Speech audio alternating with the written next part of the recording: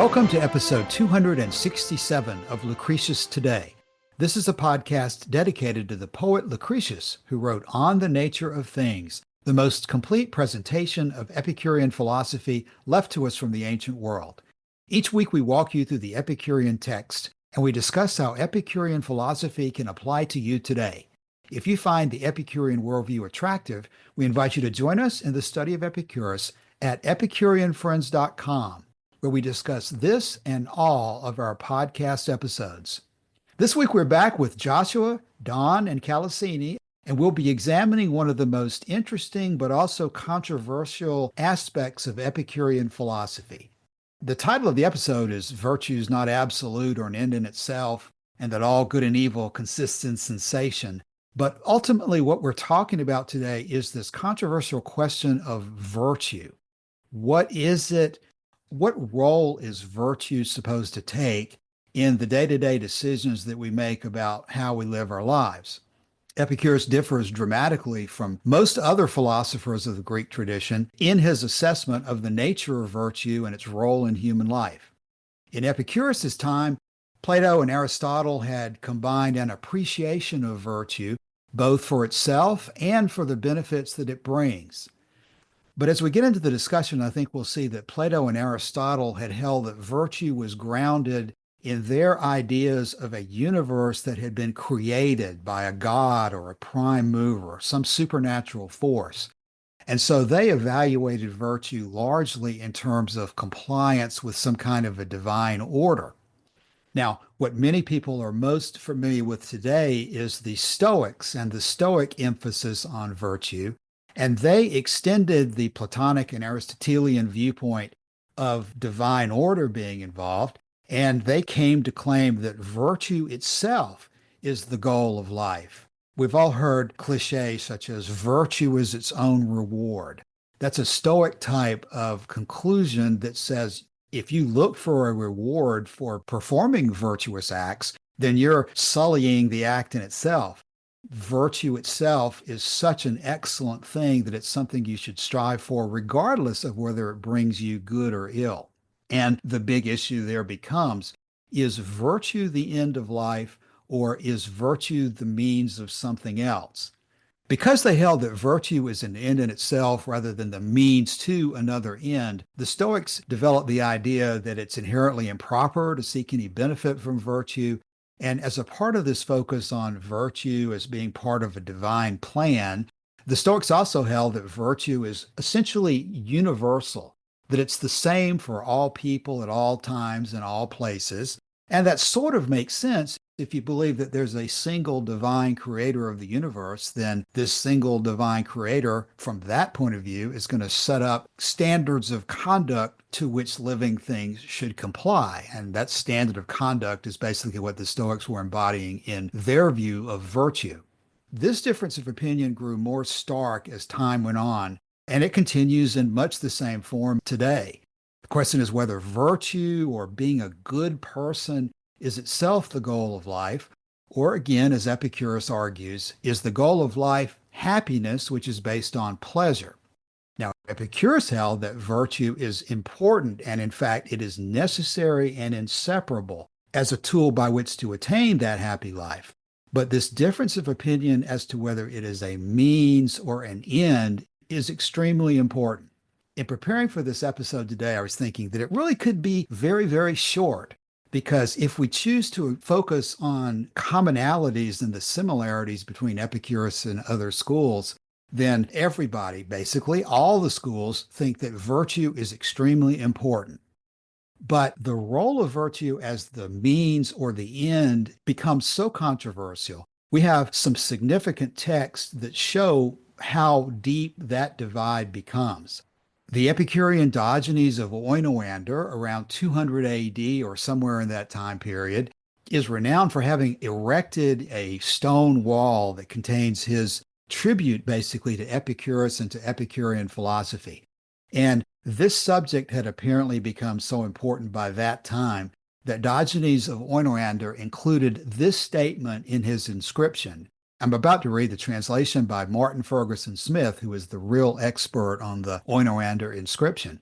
Diogenes says this, quote, If, gentlemen, the point at issue between these people and us involved inquiry into what is the means of happiness, and they wanted to say the virtues, which would actually be true, it would be unnecessary to take any other step than to agree with them about this without more ado. But since, as I say, the issue is not what is the means of happiness, but what is happiness and what is the ultimate goal of our nature, I say both now and always, shouting out to all Greeks and non Greeks that pleasure is the end of the best mode of life, while the virtues, which are inopportunely messed about by these people, being transferred from the place of the means to that of the end, are in no way an end, but the means to the end. Let us therefore now state that this is true, making it our starting point. So, just as Diogenes of Oinoander said almost 2,000 years ago, the issue is not whether we should be virtuous, because Epicurus agrees with everyone else that we should be. But the question is, why should we be virtuous? And what is the ultimate goal of human life? Is it simply to be virtuous, or is it to be happy using virtue as the tool for achieving that? It's a subject that Diogenes was so emphatic about that he said we needed to shout about it. And we won't be shouting today as we discuss it, but there's a major, major divide between Epicurus's view of the subject and the view of other philosophies and religions that all find a sort of supernatural basis in virtue. And so we need to explore what is virtue, what makes something virtuous, where virtue might come from. And as we dive into that, I think what we're going to find is that Epicurus has an extremely well thought out position that makes a lot of sense and breaks down the whole foundation of virtue as it is generally promoted in the modern Western world. So let's start off our discussion today with the question of what is virtue? There are specific Greek and Latin words that are being discussed, words that are not often occurring in the works of Epicurus himself. So, to begin to get an idea of the different perspective that Epicurus places on this subject versus the Stoics, the Platonists, and the Aristotelians, and the rest, let's talk about the question of what is virtue. Yeah, the word that is used for virtue across the Stoics and the Epicureans and Aristotelians is arete. So arete is the original Greek word that they were using. And the interesting thing that I find about that particular word is that it is sometimes translated as excellence. And basically what it's trying to get at is whatever a thing's arete is the full realization of that thing's potential, or, whenever it's performing excellently. And so the early uses of the word, that you could talk about the arete of a chimney or the arete of a hammer, or, that if it's performing its function well and, up to the highest level that it can perform it, that's its arete. And it got later on applied to things like morals and, what we think of as virtues. But it started out something was actually performing at its highest point. That's, I think, why Aristotle finally comes down that humans' arete is, contemplation, because it has to do with reason in the mind. And that's the highest thing that a human being can do. So that's where it sort of came down there. But that sort of is where the word started, and it morphed into all these other semantic fields that it took over. And I'll also add that I can only take small bits of Aristotle over long periods of time. So in looking at the Nicomachean Ethics, I mean, he tries to define virtue there, and it always seems to come around that whatever he sees as good for the city or good for people, acting in a certain way, but he never, at least to my mind, he never really comes around to really being able to define virtue, because I think it's such a slippery topic. In my mind, it's often, if you're doing something that I don't like, then you're being unvirtuous. And that's the word that I'm going to use to describe you. But it's one of those things where you know it when you see it kind of thing. And to try and make that as the ultimate good or the goal of life, or, that sort of thing, seems a really slippery slope. If you have something that you can't really hold on to any better than Jello, to try and make that as your ultimate good, you're going to have some problems. That's why I think that Epicurus's idea where virtue is a tool in your life to work towards the goal of pleasure, the goal of, happiness, that sort of thing, that makes a lot more sense in my mind. Yeah, you don't have to scratch the surface of this topic very far before you find that everybody seems to agree in the classical Greek circles that there are several virtues that stand out above the others. There's a list of four classical virtues, such as prudence, fortitude or courage, temperance, and justice. And so you'll see an awful lot of discussion about those as being examples of virtues.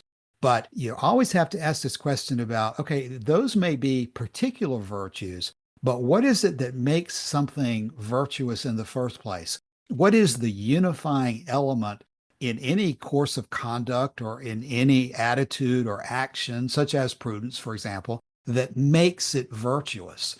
And that's where you don't often get a lot of explanation. Just like you were saying, Don, they'll always look back to the good of the city or the good of the state or the good of God or whatever.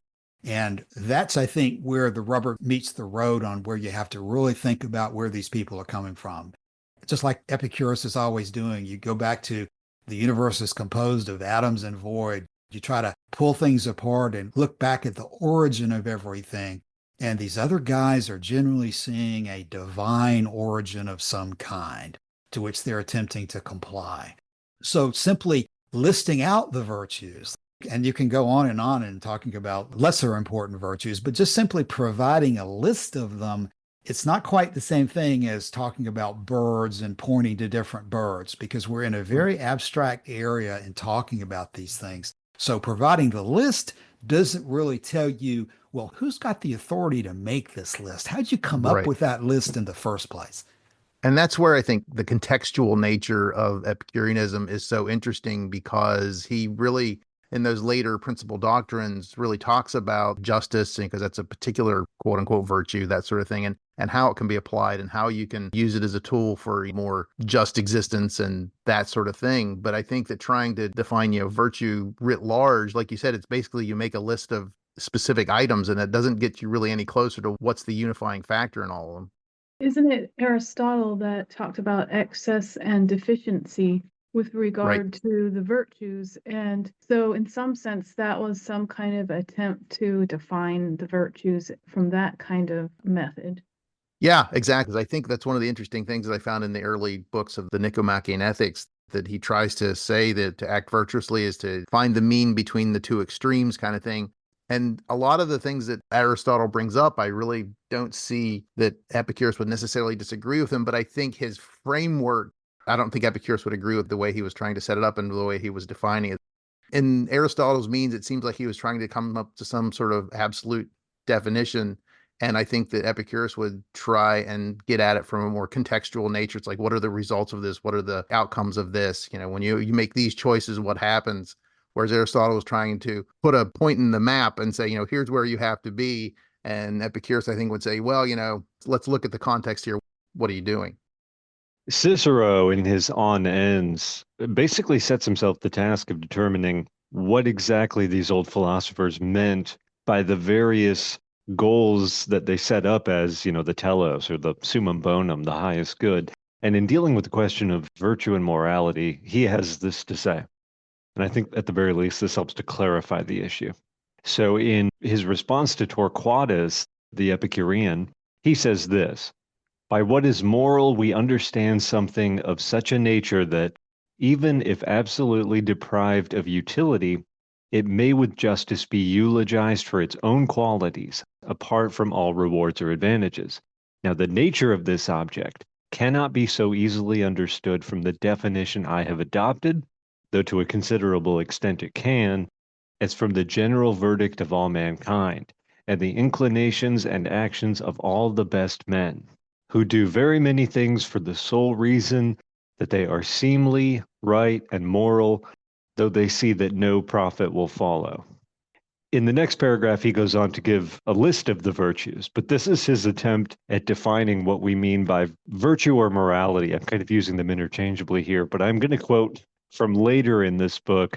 So again, he says, what is moral? We understand something of such a nature that even if absolutely deprived of utility, it may with justice be eulogized for its own qualities apart from all rewards or advantages.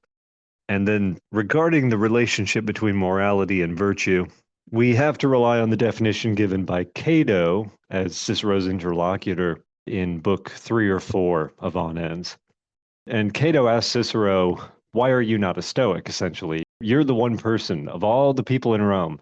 I would have expected you of all people, Cicero, you fine upstanding Roman man, to be a Stoic.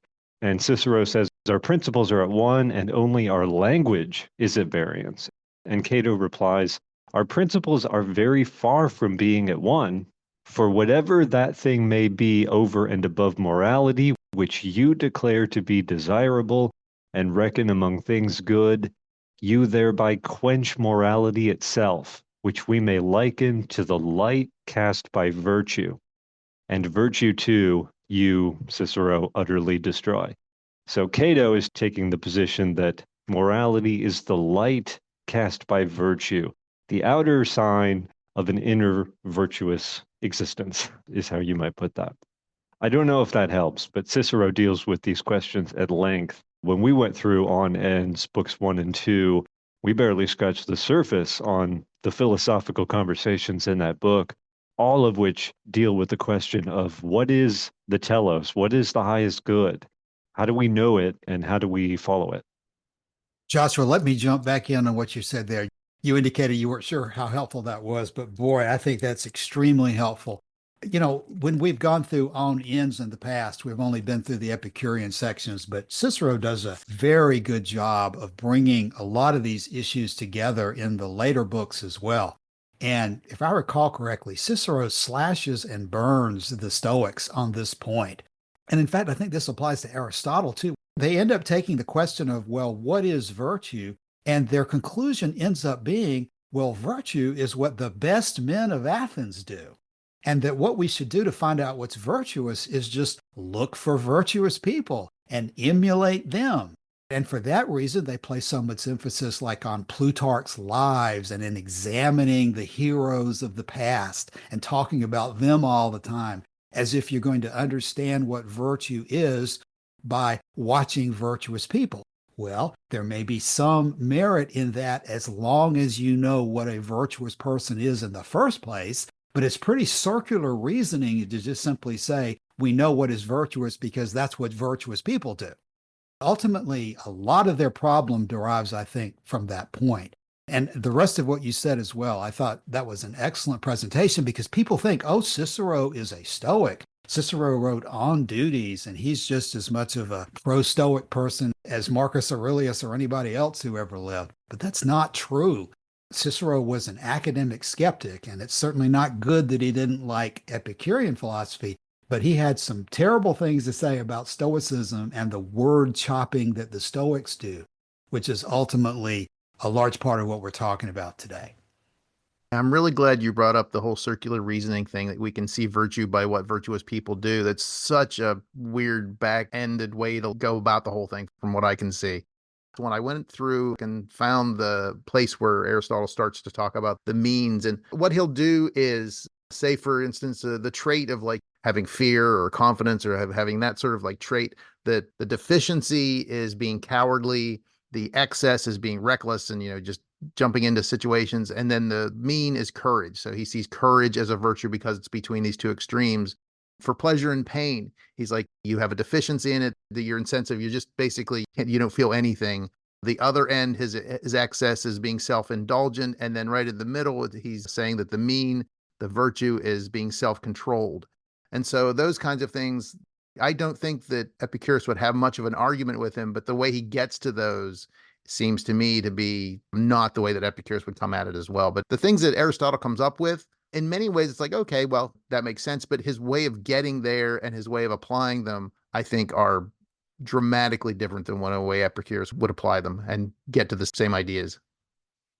As one more illustration of the direction these people are going in and why this is important, I'm going to take the liberty of citing a quote that I came across many, many years ago when I was in graduate school. And it stuck with me then as being something brilliantly stated by Cicero. Of course, now I see completely the opposite point of view.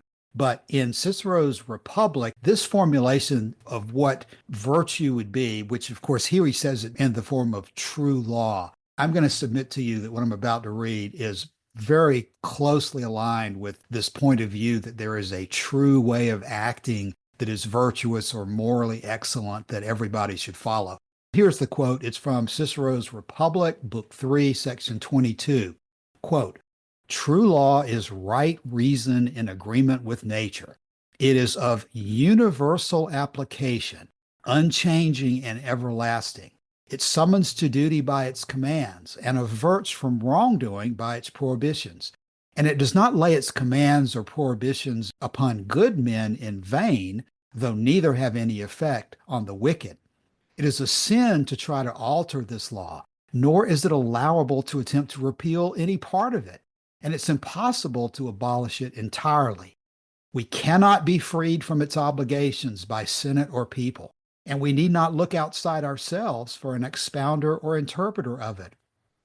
And there will not be different laws at Rome and at Athens, or different laws now and in the future, but one eternal and unchangeable law will be valid for all nations and all times. And there will be one master and ruler, that is God, over us all. For he is the author of this law, its promulgator and its enforcing judge. Whoever is disobedient is fleeing from himself and denying his human nature. And by reason of this very fact, he will suffer the worst penalties, even if he escapes what is commonly considered punishment."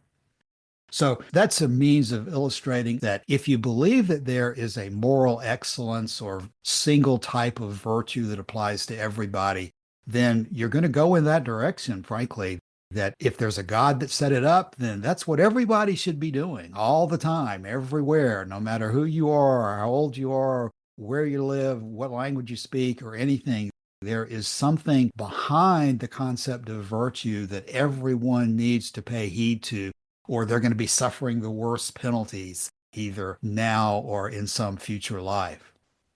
And that sort of mindset is a way to really structure power, and people that are saying, this is the way it has to be and imposing that on everybody else. It's definitely a way of structuring power in society too. So there's an element of that in the whole thing.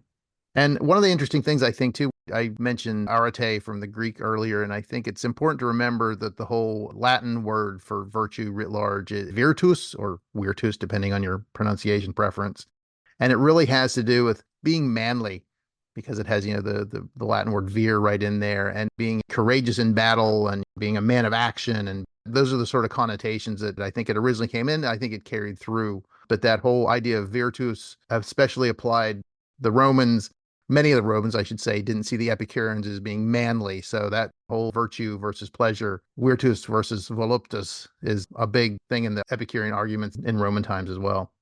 So before we jump into how the Epicureans responded to the claims about virtue and morality that these other philosophers were making, I think it's important to realize that for the Stoics, at least, virtue means living according to nature, right? Aligning yourself with nature. And this sets up a contrast because Epicurus also points to nature. If you read Norman DeWitt, he says it 1,000 times. Nature furnishes the norm, right? Epicurus, for his understanding of pleasure, looks to the young of all species. This is how we know that pleasure is the good, because newborns of all species, as soon as they're born, they reach for pleasure and they avoid pain. This is the cue that nature has given them. And so we need to try and find an understanding here of how these two positions are different. Because Epicurus is not saying that there is some transcendental natural law assigned by providence written into the foundations of nature when he created it, and that's why pleasure is the good. Epicurus doesn't believe in any of that. So this difference here, both groups of thinkers are looking to nature, not Cicero and the academics so much, but Epicurus and the Stoics are both looking to nature as the guide. And the question is, how does that differ? So we'll have to consider that as we move forward.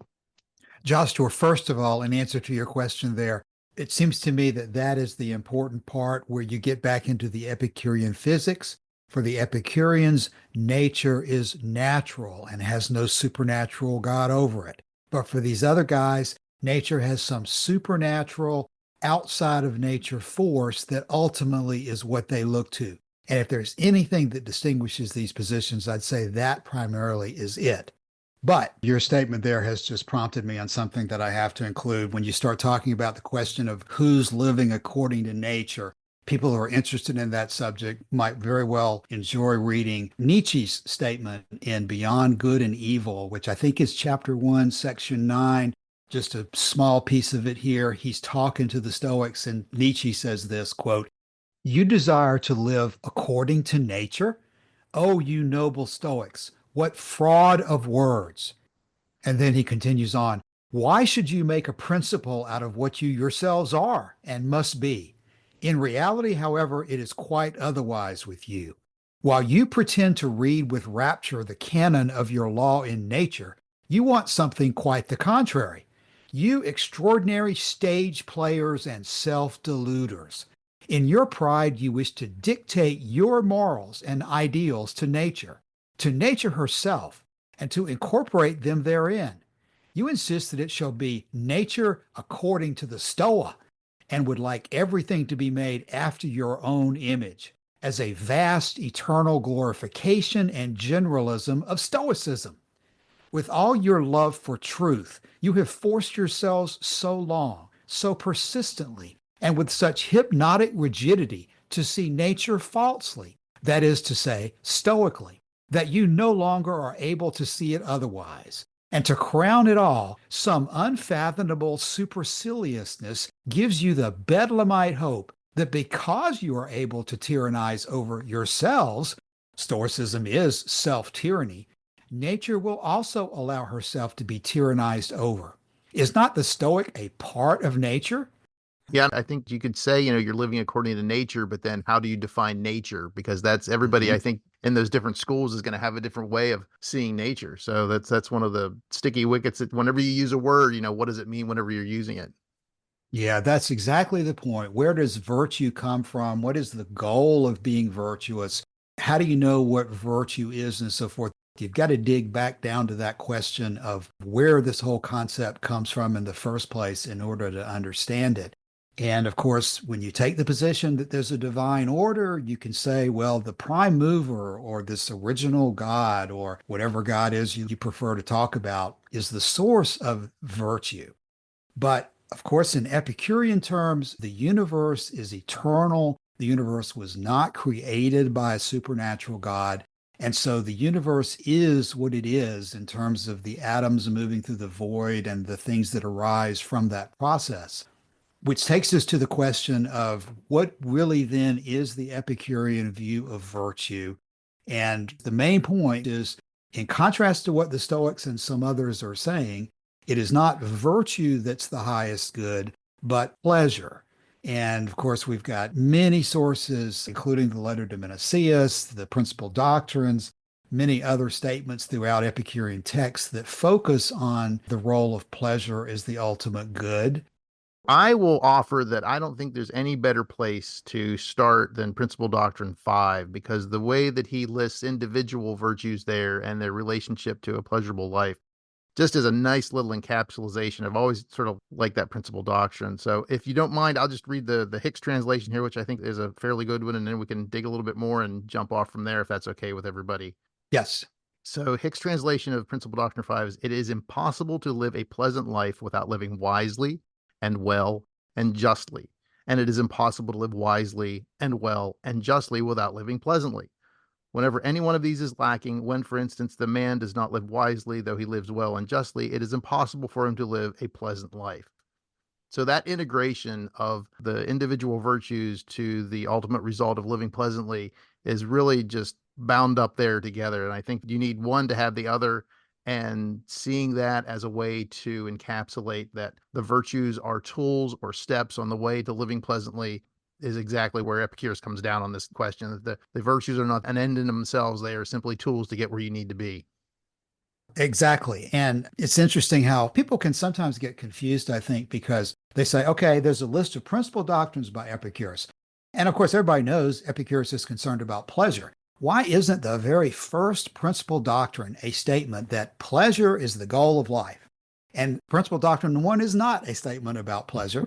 Now, pleasure is mentioned in 3, but it doesn't really say that it's the goal of life. Then you get to 5, which you just read, and it's very, very good. And it implies that it's the goal of life, but it doesn't really come out and say it explicitly. So sometimes people can say, well, there's something going on here that we don't really understand, and maybe pleasure is not what Epicurus is focused on. But when you get to the letter to Menicius, there's section 129, for example, that says, and for this cause we call pleasure the beginning and the end of the blessed life. For we recognize pleasure as the first good innate in us. And from pleasure we begin every act of choice and avoidance. And to pleasure we return again, using the feeling as the standard by which we judge every good. So you have that in the letter to Menicius. There's really just no doubt that everybody understood Epicurus to be emphasizing the role of pleasure. By the time you get 200 years later or more, you get Cicero talking about it and putting the following words in Torquatus's mouth when he explains the Epicurean view of ethics. Torquatus says, quote, "We are inquiring then, what is the final and ultimate good, which all philosophers are agreed must be of such a nature as to be the end to which all other things are means, while it is not itself a means to anything else. This Epicurus finds in pleasure. Pleasure he holds to be the chief good, pain the chief evil." And then Torquatus goes on for paragraph after paragraph and page after page explaining how all that works. But clearly, instead of virtue being the goal of life, Epicurus is holding that it is pleasure. Now, we're not going to have time to go off on a long divergence into what he means by pleasure, but to the extent that Epicurus is reducing the goal of life to a single word or a single concept, it is definitely pleasure and not virtue. Oh, yeah, definitely. Joshua, I know that you've brought up on the podcast a couple times about the painting about Epicurus being tread underfoot. Are the virtues on the throne in that particular painting, if I remember correctly? Yes, Don. There is a painting, I think it's a fresco, I'm not sure, by an artist named Serafino de Serafini. And it's got different titles depending on where you read, but it's an allegory of St. Augustine as master of the order. And it's in some church somewhere. It's very faded. The paint is falling off in some places, it looks like, and it's difficult to make out some of the figures. It was painted, it says here on this website I'm reading from, in the second half of the 14th century. And at the top in the center, you have St. Augustine sitting on what looks to me kind of like a throne. And then down, there's 3 levels below him. So the level below him, on the left, you have important figures from Hebrew and Christian religion. And then on the right side, you have noble pagans like Aristotle and Plato and Socrates. And then on the next level down, you have personifications of the 7 virtues in Christianity.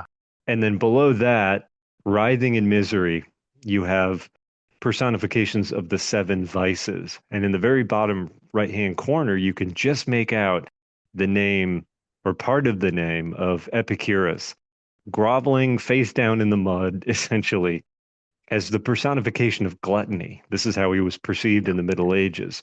You're right to say it's a very striking painting and loaded with theological implications. And I think it's typical of the way Epicurus was viewed after the end of classical antiquity by people who weren't necessarily reading his books anymore. Instead, they were reading pagan and Christian criticisms of Epicureanism.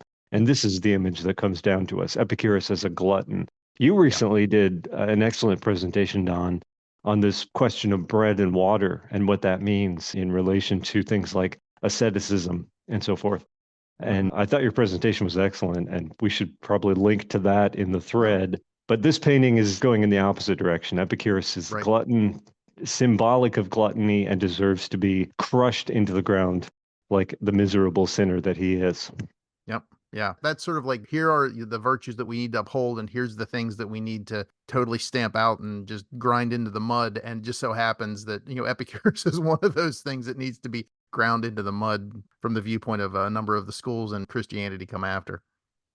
Okay, before we leave the subject of paintings and imagery, I want to throw in at that same discussion. It took me a while to come up with this, but it's in, I believe, book 2 of Onions as well, where another famous painting is discussed. Cicero says that Cleanthes is reputed to have suggested to people that they should think of a painting of a court, so to speak, with something on a throne and the subjects around the bottom of the throne paying homage to the person on the throne.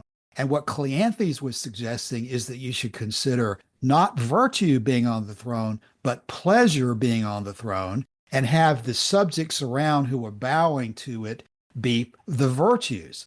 And Cleanthes is saying that that should, in your mind, evoke such revulsion at the very thought that the virtues could be the handmaidens of pleasure. That's a phrase you often hear people say. The idea that the virtues should be the handmaidens of pleasure is supposed to evoke the most terrible reaction in you, because you're supposed to understand the excellence of virtue and, as Joshua was just talking about, the low-life aspects of pleasure, and that kind of imagery is supposed to impress upon you the right order of preference between the two.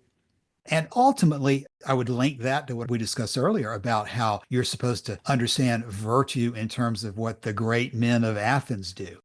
This is another one of these imagery issues that seeks to play on your emotions. As Torquatus says in Book 1, those who say that the end is virtue are beguiled by the glamour of a name. And that is a repetitive aspect of this as well. These virtues that certain people are suggesting are not only being pushed on you as just simply the preferred way of living, but one of the preferred methods of encouraging people to comply is to evoke a sort of poetic or emotional connection to these virtues that overwhelms the person who really should think about, where did these virtues come from? And why is this person telling me to do this in this particular context when my own interests seem to be divergent from that? With the point being that these are important issues to think about. Epicurus is accused of being the philosopher of sensation and of pleasure, as if he's not the one who's paying attention ultimately to the rationality of a situation. But there's no reason for an Epicurean ever to abandon the fact that they are the ones being rational, because the ultimate way you unwind whether something is rational or not is in reference to the goal, to the end, to the ultimate reason why you are doing something. You may want to stand in front of a tank, like the famous picture of the student in Tiananmen Square from some number of years ago. Is that bravery? Is that courageous? Or is it foolhardy? And the only way you can decide that question is to look at the issue from all the different angles that are involved, because an action may be foolhardy in one situation, but in another situation, the very same action could be the height of prudence or the height of courage to carry out. We've been hitting on that regularly in the discussion today, but the context drives the analysis, but the context always is based on the ultimate goal. Now, for that point, there are a number of principal doctrines that I probably should not go further without citing. One of the things I want to put in here before you go Yes. down that road is that I think it's important to remember too that, to me, whenever we talk about pleasure being the highest goal, it's what is the end cause of everything that you do? If somebody asks you, why did you do that? Okay, why did you do that? Why do you think that? To me, the ultimate good, that whenever we say that pleasure is the highest good, is that is the final answer you're going to get. And to me, whenever people say that they're acting virtuously, or virtue is its own reward or something, well, why do you do that? And it's like, well, they might say something like, well, it gives me satisfaction to do that, or I enjoy doing good for the community, or it all comes back to pleasure. If you say that you're doing something because it makes you feel good, because it gives you a sense of satisfaction, I mean, that's pleasure. That's the pleasure writ large that Epicurus talks about. And I think people try and dress up being virtuous as being, like you said, its own reward. But in the end, you're doing it because it gives you a sense of well-being or satisfaction, or whatever synonym you want to give to it. If there's only two feelings, there's pleasure and pain. And if you give the reason that it gives you a quote unquote pleasant feeling, I mean, that's why pleasure is the highest good. I mean, that's one of the things that I think is so frustrating about this from my perspective, is that people try and dress up virtue, and all these fancy clothes and fancy words and synonyms and things like that, but they're basically saying the same thing when it comes down to the end, at least to me. Yeah, that's right. We have it stated explicitly in Principle Doctrine number 22, where it says, quote, we must consider both the real purpose and all the evidence of direct perception, to which we always refer the conclusions of opinion. Otherwise, all will be full of doubt and confusion. And then Principle Doctrine 25 says, if on each occasion, instead of referring your actions to the end of nature, you turn to some other nearer standard when you're making a choice or an avoidance, your actions will not be consistent with your principles. So Right. I would see those two as saying the very same thing you were just saying, Don, is that you've just got to always think about what the ultimate goal is and think about that in analyzing the actions you're going to take on a day-to-day basis, because otherwise it makes no sense to take actions without some type of a goal in mind. I found it interesting that Aristotle has a piece that really struck me whenever I was going through it. And I'm just going to read part of it here just to give you an idea of, and I'm going to try not to scream at the end.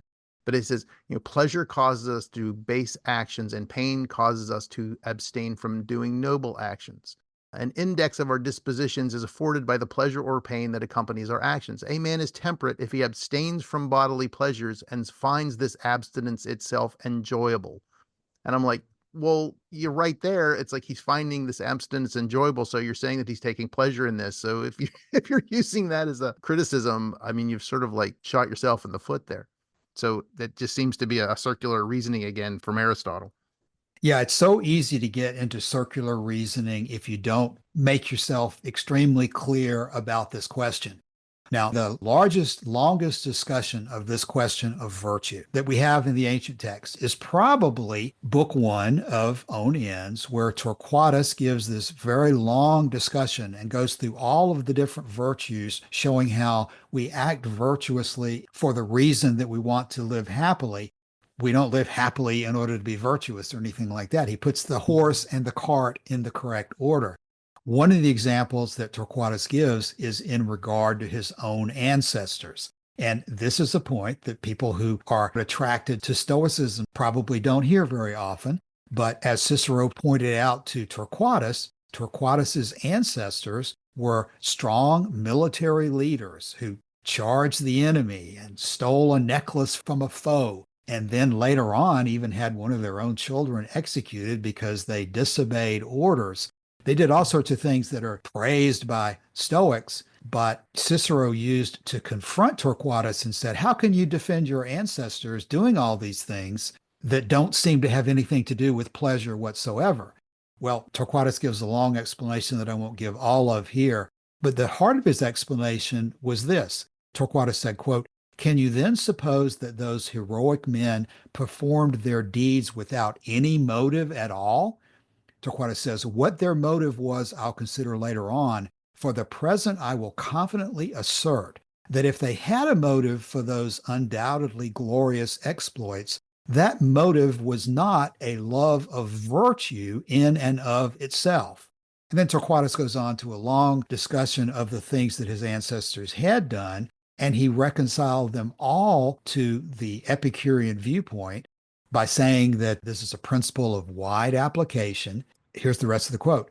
People of your school have found a favorite field for the display of your eloquence in recalling the stories of brave and famous men of old and in praising their actions, not on utilitarian grounds, but on account of the splendor of abstract moral worth.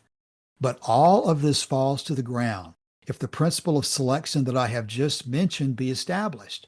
The principle of foregoing pleasures for the purpose of getting greater pleasures and enduring pains for the sake of escaping greater pains. Point being that if you put the ultimate goal of pleasure in its proper place, and you realize that sometimes you're going to have to do certain things that are painful in order to get to that goal, then you have no problem reconciling the issue of virtuous conduct with the goal of pleasure. Sometimes virtuous conduct can be, for the moment, painful to undergo. Sometimes courage and other virtuous actions are very painful. But the point of the virtuous actions is the result that you'll get from undertaking them, which is either greater pleasure or lesser pain. And that's what Epicurus is talking about. That's how you reconcile the fact that Epicurus places such stress on acting virtuously, but not for the purpose of simply acting virtuously, but for the purpose of getting more pleasure or less pain and therefore a happier life. Yeah, I think that's a good way to sort of sum it up, because the tools in the toolbox basically is the way I think of it. And then you have the ultimate, you want to build a nice house to live in, but you're going to use all the tools at your disposal to do that. And the virtues are one of them. Before we move towards the end of the episode, there's so many aspects of this that we'd like to cover, but just don't have time to. But a question that our readers on the forum have brought up to us is sometimes you'll hear Stoics or others say that, well, we should not be concerned about pleasure because pleasure and the happy life, those depend on things that are external to us. On the other hand, virtue is totally within our control. And that's what makes it the focus of our attention, is because if we focus on only those things that are within our control, then that's the best we can do as human beings. We shouldn't try to depend on anything that's outside of our control. Anybody have any thoughts about that? Yes, I do. Let me point to Epicurus's letter to Idomeneus, which only survives in 3 sentences, unfortunately. And I'm going to read the entire thing. Epicurus says this: "On this blissful day, which is also the last day of my life, I write this to you. My continual sufferings from strangury and dysentery are so great that nothing could increase them. But I set above them all the gladness of mind at the memory of our past conversations. But I would have you, as becomes your lifelong attitude to me and to philosophy, watch over the children of Metrodorus." That was the Hicks translation, and I'll read the Bailey translation as well. "On this truly happy day of my life, as I'm at the point of death, I write this to you. The disease in my bladder and stomach are pursuing their course, lacking nothing of their natural severity. But against all this is the joy in my heart at the recollection of my conversations with you. Do you, as I might expect from your devotion from boyhood to me and to philosophy, take good care of the children of Metrodorus." Epicurus is on his deathbed here. He's about to take his last drink of wine and expire. And even in this, what we would think of as a miserable condition, he says that this is a blissful day, on this truly happy day of my life. And the reason it's a happy day is because he's filled with memories, which he has cultivated over a lifetime of human interaction that he is able to call to mind at his last moment. So the argument that for pleasure or tranquility, we rely on externals, whereas virtue is self-sufficient and we can provide it for ourselves, Epicurus would certainly say that you can provide pleasure for yourself. You don't have to rely on wealth. You don't have to rely on power or fame. You can provide everything that you need for yourself. Even the poorest and lowliest among us can provide the pleasure that we need to live happily for ourselves. Well put, Joshua. Yeah. Yeah, Joshua, I'm not going to be able to go into this very far either, but for people interested on that subject, there is a very interesting letter that has been preserved from, I believe it's the 15th century, 1429, a writer by the name of Cosma Raimondi, a letter to Ambrogio Tignosi. And that letter defends Epicurus on these issues and says this as part of it. Quote, "If we were indeed composed solely of a mind, I should be inclined to call Regulus happy and entertain the Stoic view that we should find happiness in virtue alone. But since we are composed of a mind and a body, why do we leave out of this account of human happiness something that is part of mankind and properly pertains to it? Why do they, the Stoics, consider only the mind and neglect the body, when the body houses the mind and is the other half of what man is? If you are seeking the totality of something made up of various parts, and yet some part is missing, I cannot think it perfect and complete. We use the term human, I take it, to refer to a being with both a mind and a body. As for their assigning happiness to the mind alone, on the grounds that it is in some sense the master and ruler of man's body. It is quite absurd to disregard the body when the mind itself often depends on the state and condition of the body, and indeed can do nothing without it. He continued on and said, I find it surprising that these clever Stoics did not remember when investigating the subject that they themselves were men. Their conclusions came not from what human nature demanded, but from what they could contrive in argument. Some of them, in my view, placed so much reliance on their ingenuity and facility in debate that they did not concern themselves with what was actually relevant to the inquiry. They were carried away instead by their enthusiasm for intellectual display and tended to write what was merely novel and surprising, things that we might aspire to, but not one we should spend any effort in attaining. Then there were some rather cantankerous individuals who thought that we should only aim for what they themselves could imitate or lay claim to. Nature had produced some boorish and inhuman philosophers whose senses had been dulled or cut off altogether, ones who took no pleasure in anything. And these people laid down that the rest of mankind should avoid what their own natural severity and austerity shrank from. Others subsequently entered the debate, men of great and various intellectual abilities, who all delivered a view on what constituted the supreme good according to their own individual disposition.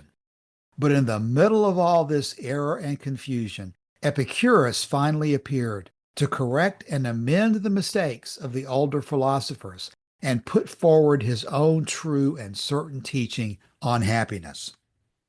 The point is that human beings are composed of both mind and body, and it makes no sense to act as if, okay, I have control of my mind, and so therefore that's all I'm going to be concerned about. Your mind doesn't exist unless you have a body, and you need to be taking into account your entire context in order to decide whether your life is healthy or not. Bottom line being, it just makes no sense to consider that what's under your control and reduce that down to a mental attitude, because as a human being, you have many more issues to be concerned about other than those which may or may not be directly under your control. As Epicurus says in the letter to Menicius, some things are in our control, other things are not, and we do the best we can with our circumstances. I just want to add that this is obviously a very intricate and complicated discussion that can go in any different directions. And I definitely encourage people to stop by the EpicureanFriends.com forum. And we have a number of threads that address a number of these different issues. So I think that anybody who wants to delve into these deeper, there is more than enough opportunity to take advantage of that. Yeah, this is clearly one of the most important topics of why the forum exists, why we talk about philosophy at all. It really is the question of what is the purpose of life and what is the very nature of everything that we're doing.